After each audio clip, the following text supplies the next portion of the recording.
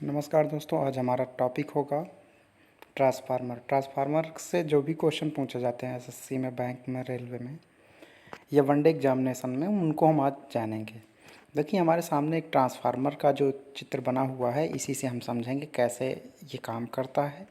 इसमें कौन कौन सी जो इसके संरचनाओं में भाग जो भी इसमें पदार्थ यूज होते हैं उनको हम समझेंगे, और क्या क्वेश्चन इनसे बनते हैं उनको हम जानेंगे। देखिए, सबसे पहले आप देख रहे होंगे यहाँ पर पतली पतली प्लेटें टाइप देख रहे हैं। यहाँ पर पतली कोड ये देख रहे हैं, एक दो ऐसे आप देख रहे हैं ना, ये रखी हुई हैं, इनको पतली कोड बोलते हैं। देखिए, ये नर्म लोहे की बनी होती है। किसकी बनी होती है? नर्म लोहे की बनी होती हैं। नर्म लोहे की बनी होती हैं। तो पतली कोड जो आप देख रहे हैं, इस साइड आप देख रहे हैं कि ये पतली कोड है। देख लीजिए, अब यहाँ से इतनी रखी हुई हैं, ये नर्म लोहे की बनी होती हैं।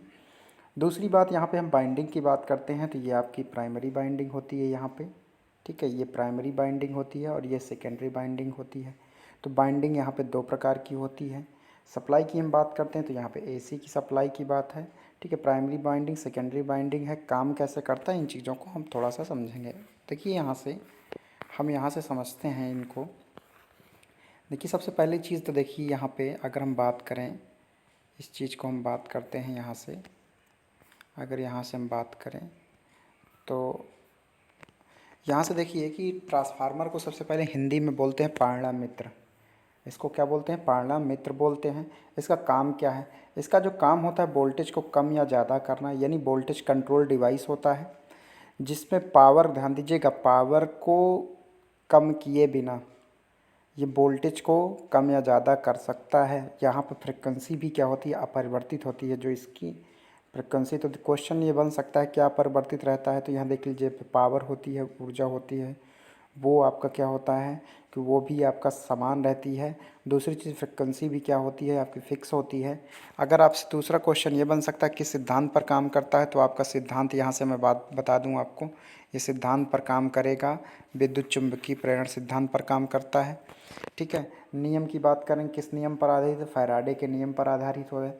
कितने प्रकार के होते हैं? तो स्टेप अप और स्टेप डाउन ट्रांसफार्मर दो प्रकार के होते हैं। अब देखिए, यहाँ पे बाइंडिंग की बात करते हैं। दो प्रकार की बाइंडिंग होती है, एक प्राइमरी होती है और दूसरी कौन सी होती है? सेकेंडरी। प्राइमरी बाइंडिंग और सेकेंडरी बाइंडिंग होती है। और ट्रांसफार्मर की हम बात करें तो ट्रांसफार्मर आपका दो प्रकार का होता है, स्टेप अप और कौन सा होता है? स्टेप डाउन होता है। तो ज़्यादातर क्वेश्चन ये पूछता है कि जो इसमें पतली कोड होती है उसका जो इस प्रयोग करते हैं उसमें किस चीज़ का प्रयोग करते हैं। तो आप यहाँ से देख लीजिएगा, इसको थोड़ा सा समझा दे रहा हूँ। यहाँ से क्वेश्चन क्या क्या बनता है। देखिए, सबसे पहली चीज़ तो ट्रांसफार्मर का काम किस सिद्धांत पर काम करता है। सिद्धांत हमने बता दिया कि विद्युत चुम्बकीय प्रेरण पर काम करता है। विद्युत चुंबकीय प्रेरण पर काम करता है। चुंबकीय प्रेरण नियम किसका है? फैराडे का नियम है। बाइंडिंग की बात करेंगे तो देख लीजिएगा, इसमें दो बाइंडिंग है, एक प्राइमरी बाइंडिंग और एक कौन सा है? सेकेंडरी बाइंडिंग है। तो देखिए, जहाँ से हम इनपुट देते हैं, जहाँ से हम इनपुट देंगे वो प्राइमरी बाइंडिंग होती है, और जहाँ से हम आउटपुट लेते हैं वो आपकी कौन सी होती है? वो आपकी होती है सेकेंडरी बाइंडिंग होती है। तो ये डिपेंड करता है कि स्टेप अप और स्टेप डाउन, अगर हम पूछता है कोई, अगर आपसे पूछता है कि स्टेप अप ट्रांसफार्मर कौन है और स्टेप डाउन, तो आपकी बात हम कर लेते हैं। तो देखिए, अप में क्या होता है? अप में देखिए यहाँ से क्या होता है कि जब हम वोल्टेज को क्या करते हैं? बढ़ाते हैं। अगर हमें कम वोल्टेज से ज़्यादा वोल्टेज चाहिए तो स्टेप अप करते हैं। तो इसमें क्या होता है कि जो हमारी प्राइमरी बाइंडिंग होती है वो कम होती है और सेकेंडरी बाइंडिंग क्या होती है? ज़्यादा होती है। तो एक क्वेश्चन ये बन सकता है, यानी यहाँ पे पहले बाइंडिंग जो होगी, प्राइमरी बाइंडिंग क्या होगी? कम होगी। सेकेंडरी बाइंडिंग क्या होगी? ज़्यादा होगी। तो इस तरह का हमारा ट्रांसफार्मर जो होगा वो कौन सा होगा? स्टेप अप होगा। अब स्टेप टू की बात कर, स्टेप डाउन की बात करते हैं। तो स्टेप डाउन में आप समझिएगा, स्टेप डाउन में क्या होता है कि ये हमारा जो होता है प्राइमरी बाइंडिंग ये ज़्यादा होती है और जो हमारी सेकेंडरी बाइंडिंग क्या होती है? कम होती है। यानी वोल्टेज को जब हमें कम करना होता है, तो इस चीज़ को मैं समझा रहा हूँ आपको, ये समझिए। मान चलिए जैसे कि आपके घरों में, जैसे ये पावर हाउस है, पावर हाउस से आपके घरों में सप्लाई देना है, तो यहाँ पर वोल्टेज क्या है? ज़्यादा है। यहाँ पे वोल्टेज ज़्यादा है तो वोल्टेज हमें क्या चाहिए? कम चाहिए। तो अगर वोल्टेज कम चाहिए तो हम यहाँ पे ट्रांसफार्मर कैसा लगाएंगे? यहाँ पे कम चाहिए तो हम ट्रांसफार्मर क्या लगाते हैं? स्टेप डाउन लगाते हैं। तो जनरली स्टेप डाउन का जो उपयोग करते हैं हम ट्रांसफार्मर का ज़्यादा करते हैं, इसीलिए कि अगर पावर हाउस से सप्लाई आती है तो ज़्यादा है। यहाँ पे पावर हाउस से मान लीजिए सप्लाई हुई और यहाँ पे घरों में जा रही थी, ये ज़्यादा है, ज़्यादा समय चाहिए, क्या कम चाहिए? तो हम स्टेप डाउन कर लेंगे। अब मान चलिए जैसे हमको दूर दराज एरियाज़ में सप्लाई करना है, तो हमारे पास कम वोल्टेज है, ज़्यादा वोल्टेज बनाना है, हमको दूर तक ले जाना है, तो हम वोल्टेज को क्या कर देते हैं, बढ़ा देते हैं। तो वोल्टेज को जब हम बढ़ाते हैं तो इस तरह की जब चीज़ें होती हैं तो इसको स्टेप आप बोलते हैं। तो ये चीज़ें हैं, तो क्वेश्चन यही बन सकता है, प्राइमरी बाइंडिंग, सेकेंडरी बाइंडिंग।